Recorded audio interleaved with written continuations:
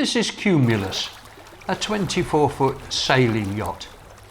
In the video about why I bought Zepha 4, I mentioned that I had done some sailing when I was younger and owned a 24-foot sailing boat called Cumulus, and showed this picture of her at anchor in Newtown Creek in 1974. Several people asked in the comments, where did she come from? What happened to her? And then wanted to know what my best and worst experiences were. I obviously don't have any video of her. I don't think consumer video cameras were available then, but I do have a few somewhat faded photographs. And I also have her logbook, suitably salt stained. In 1974 I was living on a diminutive wooden boat, a blackwater sloop, 19 foot 2 inches long, and it was quite obvious I needed a larger boat.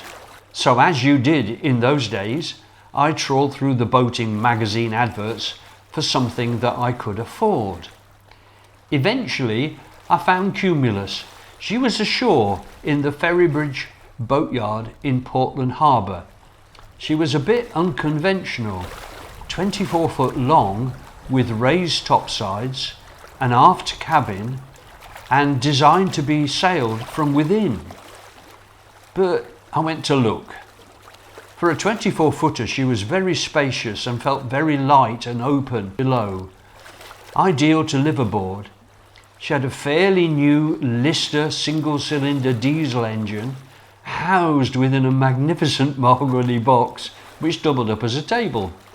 She smelt nice down below and looked to be well made. Her owner told me his son, an apprentice boat builder, had designed and built her, and she was a metacentroid, like an X-boat, which is famed for its balanced helm. He also assured me I would have no problem with the keel bolts, as they were fabricated from monometal propeller shafts. She was of double diagonal mahogany construction and had been sheathed in fiberglass.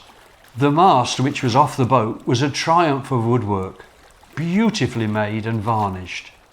The sails didn't look bad, so I bought her for £1,200. Pretty much all the money I had.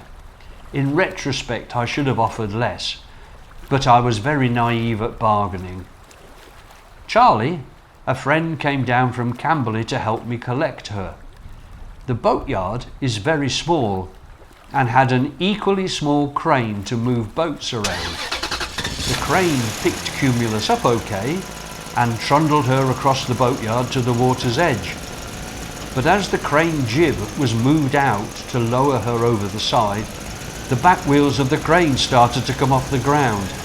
A great cry went up and every available man, including Charlie and me, stood on the back of the crane until Cumulus hit the water. Big relief. She floated.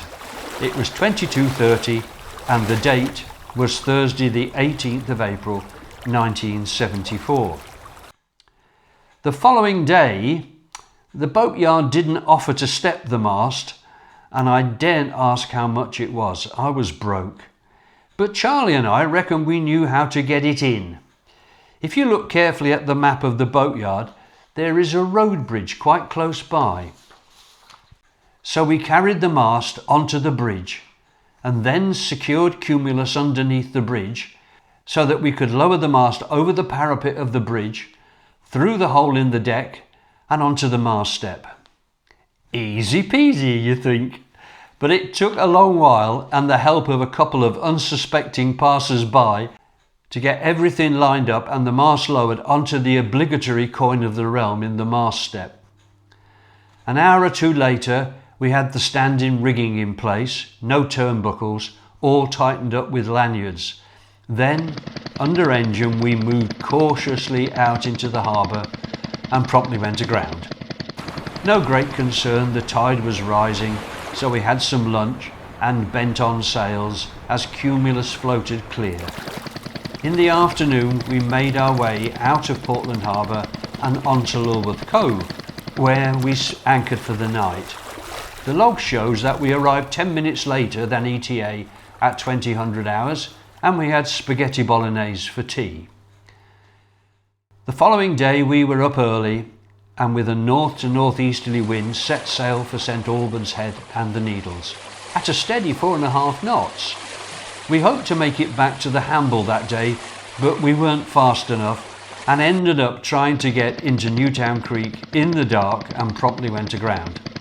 Much frenzied activity with the dinghy, a kedge anchor, lots of rope and help from some kind fellows also in a dinghy before we were safely moored to a buoy in the harbour. What a day! We slept well that night, I can tell you. The following day we made our way back to Hamble. As we were leaving we met Graham on Piskey, a 22-foot Falmouth Quay punt. The year before I had helped Graham sail Piskey from Dartmouth to Hamble when he first bought her. It was my first English Channel experience and my first overnight passage. Later in the year we entered the Solent Old Gaffers race, and you can see me being ballast on the foredeck. From memory, I think we came third. The trip to Hamble was very pleasant with a gentle following wind, and we moored up in Bursledon Pool. I gave grateful thanks and said goodbye to Charlie, a stalwart friend, and then welcomed lots of boaty friends on board Cumulus. Some of them hated her, mainly I think because she wasn't a gaffer, and others were intrigued by her unique design. By the summer, Cumulus was looking a bit more organised. An echo sounder had been installed, one of those roundy ones with the neon light on the end of a rotating arm. A new staysail had been purchased, and the galvanised rigging wire replaced with stainless steel wire and rigging screws. That summer, I took a month off and sailed Cumulus down to Dartmouth and back. In the log, I commented frequently about Cumulus steering herself for long periods. She was so well balanced. I treasure the log. It makes interesting reading. For example, I'd forgotten quite how many mackerel I caught and ate during that time. The cruising speed averaged out at about 3.3 knots when I was towing a pram dinghy. It improved by half a knot when I managed to acquire a rubber dinghy in later years. Everybody seemed to tow a dinghy in those days. There were very few marinas and anchoring or swinging moorings were the norm. Most of the time I sailed by myself and frequently made trips to Poole. I had some ex-college friends living there. It was easy for them to visit Cumulus because in those days you could moor up alongside the town quay. Here's a couple of pictures of Cumulus hosting friends, and I even got to sing a bit. Lord knows what I was singing, probably the leaving of Liverpool. They were some very happy evenings, often followed by a trip out the following day to Poole Bay to go fishing for mackerel. The worst experience happened in August of 1975.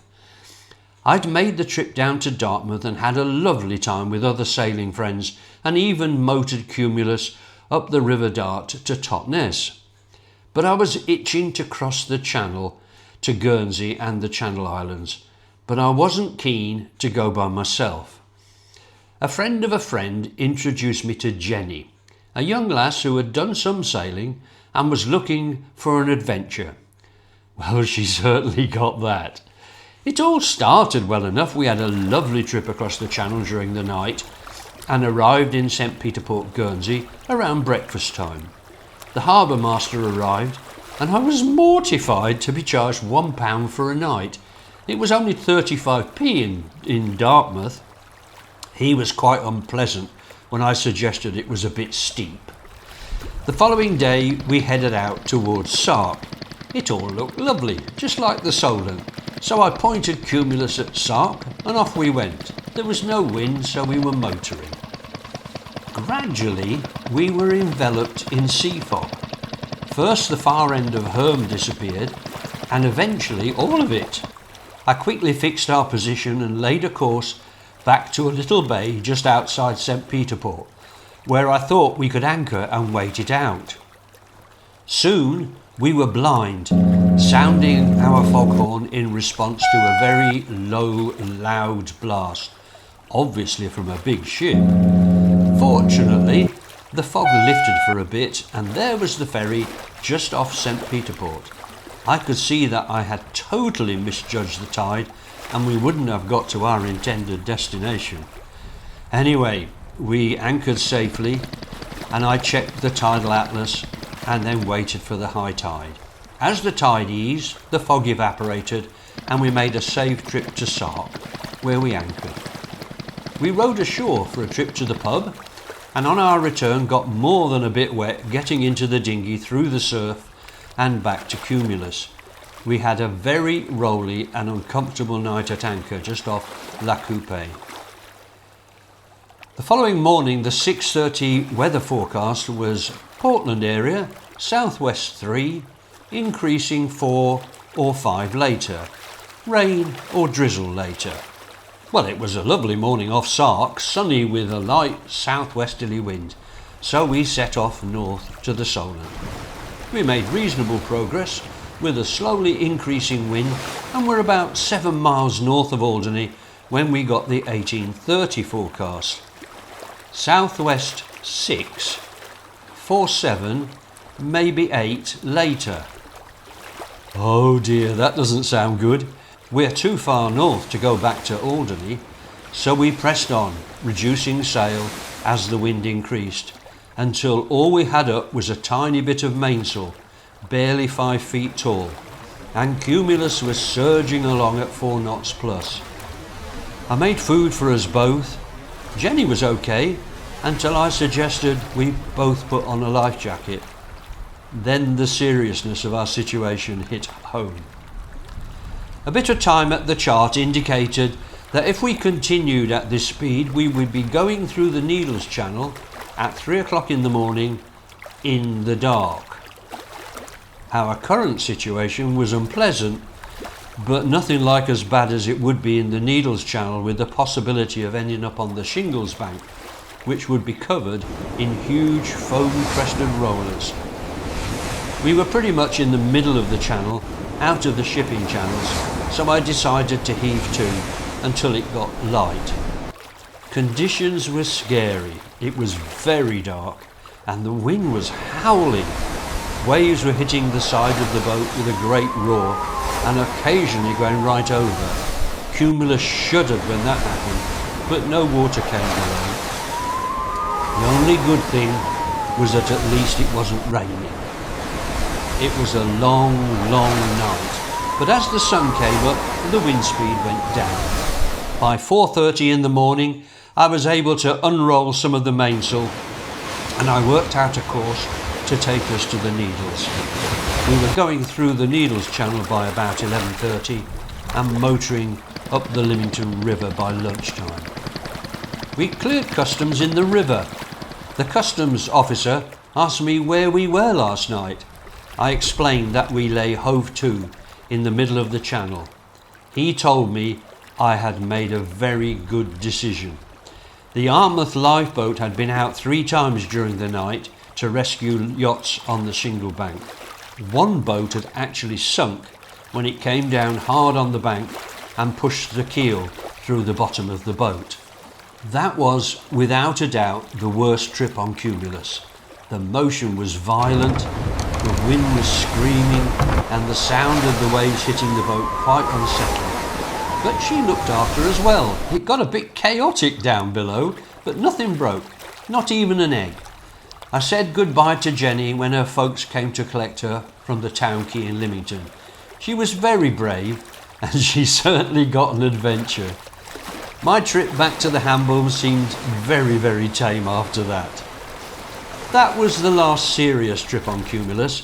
I used to sail across to Cowes on suitable Fridays to sing with Les Windley, the owner of Marguerite Tea, in the Folly Inn up the Medina, and do trips round the Solent when I had time. I was working in Deacon's boatyard as the yard boatswain at that time, and eventually moved ashore and put Cumulus on the market. She was bought by a young lad for pretty much what I paid for her and sailed out of my life.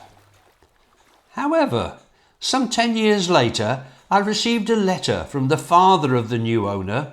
His son had sailed her to the Mediterranean and cruised there for a number of years. When they sailed back to the UK, they were charged VAT by the customs. So he needed some information about Cumulus and my purchase of her to get the VAT refunded. We exchanged letters for a while, which helped him, and from these I understood that Cumulus had looked after them in numerous strong wind events, and they were very fond of her. I've no idea where she is now. A search on the internet showed a few boats called Cumulus, but not my quirky and brave little 24-footer. I hope that has satisfied the numerous viewers who asked about her. Thanks for watching. A like and subscribe would be nice, and a share would be super. Bye bye.